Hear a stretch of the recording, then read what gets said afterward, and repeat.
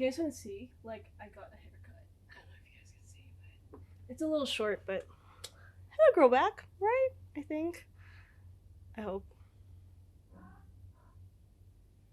Hey guys, how is it going? My name is Naomi, and today we're going to be talking about practice.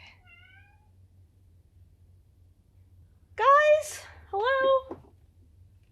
Alright, you're just going to be hearing cats. Hey guys, welcome back to another episode. My name is Naomi. So this week we're going to be talking about practicing and how you as an artist can practice to get your work better, to get your drawings looking better. So practicing is something that I think everyone knows about. It's something you hear about really often, and it's something we all know we should do. But if you're anything like me, I'm a potato. So when I started drawing, when I started learning how to draw, I would spend a lot of time, or at least I thought I would spend a lot of time trying to practice. And I would watch some of these tutorials, right? And try and apply it to my work. But one of the struggles I often faced was how to effectively learn what I had just watched or seen. And what I used to do was I used to watch the video, and some of you might understand what I'm talking about, but I would watch a video, right? And I'd be like, oh, that's so cool. And immediately I would grab like my pen or pencil or like my Wacom tablet, and I'd just be like, I just do it. I just try and copy exactly how that person has done that thing, and it would look terrible. Like, it would look so bad. And so then I would end up maybe I would draw a head, and that would be my practice for the day. But one of the things that I've learned over time is that practice doesn't mean you just draw it once and that's it. We all know that drawing is a skill that you have to build up over time with mileage, meaning you do it often enough, you do it a lot, and that's how you build up that skill. That's how you're ever going to develop your skill as an artist, by doing it constantly and doing it all the time. And so today we're going to be talking about how we're going to do that. Recently I've been trying to learn Korean, and it's been pretty fun. I like it. It's, I'm getting the hang of it, I think, and I'm just looking forward to the day that I can watch Korean dramas or variety shows without needing subtitles, right? Or maybe even traveling to Korea and being able to converse in Korean with friends, and, maybe someday for this YouTube channel. But one of the things that I've learned in learning the Korean language is this one word, and that is repetition. Now, repetition is basically doing that thing over and over and over again until you commit it to memory, right? And so we're going to talk about that today. We're going to talk about how you can use repetition in your art, in creating works, in practicing to be able to move your artwork to the next level. Let's go. So in trying to explain how this is done, I've decided to kind of break the process down into 5 simple steps. Number 1 is learning. Now, before you can effectively draw something, remember, you have to learn what it looks like, what's the structure beneath something. For example, if you're trying to draw a face, right? You're gonna need to first learn what the structure of the face is, what the skull is like, right? How the eyeballs go into the sockets in the skull, like the skull I have here. And what the proportion of a face is, maybe in relation to from the eyes to the nose, or the nose to the chin, or your head. How big should your head be in relation to your shoulders? So that is always the first step, learning about what the subject you're trying to draw is about, right? So there are a ton of resources online that you can find for free, and these are all fantastic. Make a note where you can find all these resources and kind of store them up in one place, so that you know that when you need to go back and look for those things, you know where to find them. First, remember, you first have to learn before you start drawing that subject if you want to draw it convincingly and improve. Step number 2, reference. Now, a lot of people, I feel, when they first start out drawing, one of the things that we always do is to either try drawing from imagination, which is fine, it's great, it's a good way to just have fun drawing, or by copying other artists. Now, this is a little bit of a touchy subject. Should you copy other artists? This might be something we will go into in another episode. But for today, we're just going to talk about referencing and the best kinds of reference you can use as a beginner artist learning how to draw. Okay, so first of all, it was drawing from imagination. Now, drawing from imagination is fun and it's great and it's all that, but it's not going to give you the improvement that you want. Because remember, you first have to learn something, what something looks like, what the proportions are, before you can tweak those things to make it something else, right? You first have to learn what the rules are before you can bend the rules or break the rules. If you're not going to use reference, you're essentially not ever going to know what something looks like or be able to commit to memory what something looks like. Yeah, my cat's here right now. This is my cat. Lulu, you're so fluffy. Now, references are really important for you as an artist to know what things actually look like. So you first learn them and then you observe what they look like so that you can kind of reference back to what you learned, right? And a really good way to use references in this stage is to use photographs. Get a notepad, get a little sketchbook or something. Go back to the classes that you've been looking at, some of the stuff that you've learned before. Go back into the notes and take notes, right? Like on maybe this reference or that reference has a certain angle to it. Take those notes down and reference back to what you've learned. Make sure you only use photographs as reference. And this is very important, okay? This is the most important part.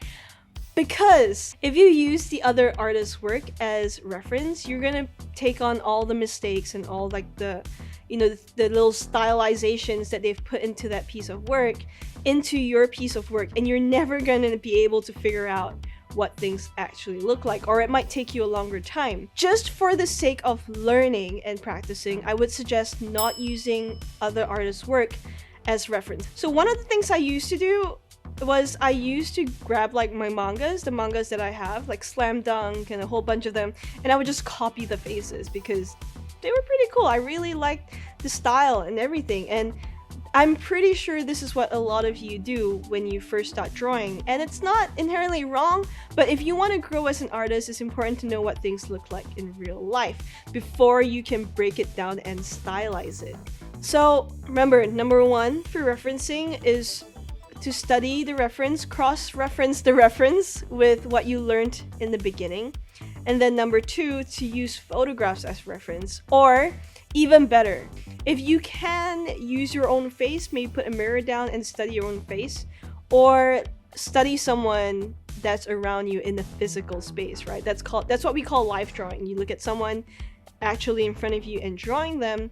Whenever you have those chances, if you have a local group that organizes live drawing sessions, go for them. Do all those things as a part of learning with reference. Number three, practicing with reference. This might arguably be the least fun part about practicing and drawing, simply because it's really repetitive. But this is gonna be the most important part for you as an artist, to practice drawing with those references that you've gathered. Pinterest is a great resource. I keep all of my references on Pinterest. I grab all of them off Pinterest. Whenever I feel like drawing and doing practices, I just open up my Pinterest, go to my portrait board or anatomy board or vehicles, things like that, and I just practice. So this is kind of the process I go through with practicing with reference. Now, let's talk about what you don't want to do first, okay? And what you don't want to do is you don't want to just copy that reference in whatever drawing that you're doing, right? What you want to do is look at the reference, think back about what you learned, okay? Take note of the key things. For example, in the face, you would take note of the position of the eyes, look at, the nose, the position of the nose, maybe the volume of the face, if that is something you've already practiced. Take that, think about it, spend some time processing that information, and then try to put that onto a piece of paper or onto the computer or wherever you're drawing. Now, this is important because you don't want to just be copying without understanding what it is that you are drawing, right? The whole point of practicing is for you to gain an understanding of what you're drawing and to remember, to kind of like gain that muscle memory for what you're trying to reproduce on paper. Now, at this point, it is very easy for you to want to stylize and, you know, putting in like the stylized eyes or the nose or the mouth. But just for the sake of understanding what things actually are supposed to look like, I would suggest at this stage not to do any of that, but instead to try and draw it as realistically as possible, as close as possible to the reference. A really good way to go about it would also be to set a specific number for yourself. For example, 15 to 20, let's say, heads that you want to do today, right? 15 to 20 heads in one session. Just kind of get it all down there. Put some time aside in the day if you can, before you sleep maybe, and just get those practice heads out. Okay, so we've moved on past the third stage. We are at stage number 4. Now, step number 4. Number 4 is pretty fun, I think. But it's actually the part where you get to kind of correct. Now, this is not something that I've done a lot when I just started out that I wish I did do. But this thing that I've learned over the years is to always go back to the original thing that you've learned, right? And then look at what you've drawn and compare them. Now, you may or may not be able to tell if you're doing well or not at this point in time. But as best as you can, look at what you've drawn, the 20 heads or 15 heads or body parts like hands, feet, whatever it is that you've been drawing. Look at those, go back to the lessons and then compare them. See, did you forget something? Was there something that you might have missed out on? Maybe this part doesn't look right, the angle kind of looks wrong. Maybe when you go back to your lesson, you are kind of reminded of the fact that you need to measure out this part. Go back to those lessons, okay? And then go back to whatever you have practiced and then give yourself marks, okay? Put a little X beside points that you know you've made little errors. It's okay. It's okay to make errors. It's okay if your page is full of X's. For myself, I've realized that when I cross out pieces or like eyes or like faces that I feel don't look right, they don't look pretty, or they don't look like the reference, I'm teaching myself through correcting myself. Does that make sense? So that's what you're gonna want to do. Remember to take whatever you've practiced, go back to the lessons and compare them. Okay, mark down notes on whatever random pieces of paper you've been drawing on. Put notes down, like for example, okay, remember that the eyes are this far apart. And then once you've done that, we can move on to number 5. This is something, it's a really quick tip that my mentor has given me. It's to practice without reference. So now that you've tried this entire process, you've gone through the learning, you've gone through the looking for references and trying to understand the references, and then you've gone on to practicing with the references, and then cross-checking your practice pieces with what you've learned before. Now it's time for you to test if you remember what you've been practicing with reference. So now is the time where you're going to want to try drawing a couple of heads, hands, feet, whatever, and try it without the reference, okay? And at this point, it would be great once you practice without reference to always check back. I think this is always something that's super important, but I forget to do, is to check back to what I've learned. And that is pretty much the whole 5-step process: to learn, reference, practice with references, check back your practice pieces with what you've learned, and then try practicing without reference and then repeating it over again. So that's pretty much the entire process. And I personally feel that's a great way to remember what you've learned and to kind of put yourself on that path of improving faster.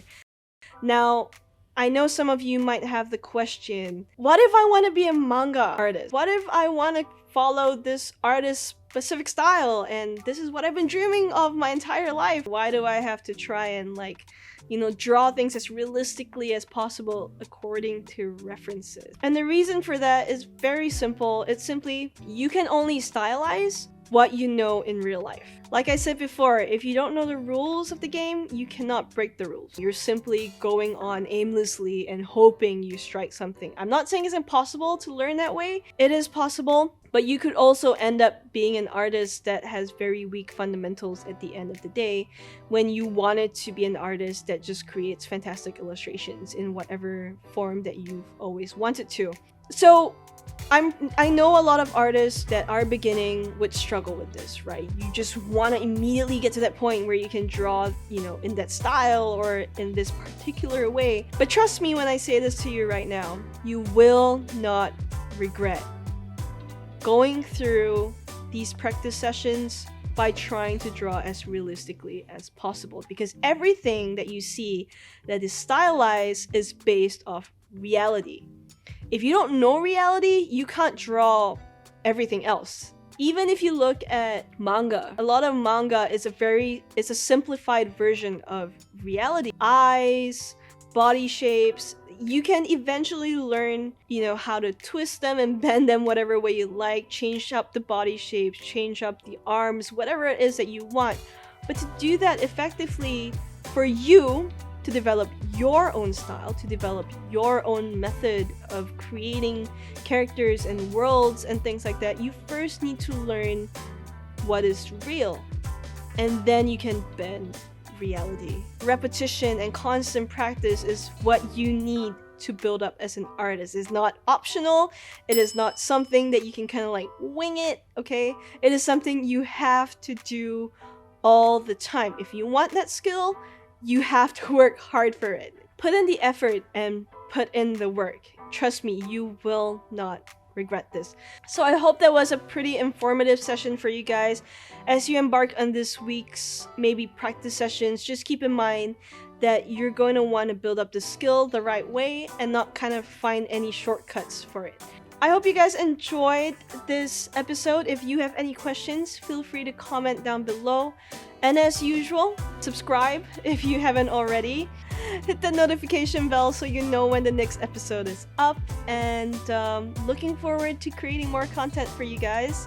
Thank you guys so much for your support. And oh my gosh, I can't believe we've passed 1,000 subscribers. You guys are amazing. Thank you so much for all the love and all the support. I am so grateful.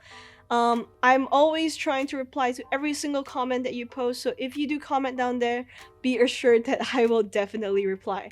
And as usual, stay awesome, keep arting, and I'll see you next time. Bye!